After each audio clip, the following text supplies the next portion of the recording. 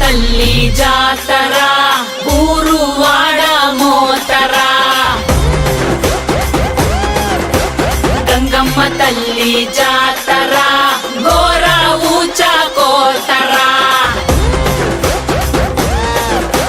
గంగమ్మ తల్లి జాతర కాలయముడి రాతరా గంగమ్మ తల్లి జాతర పాలే గాల కోతరా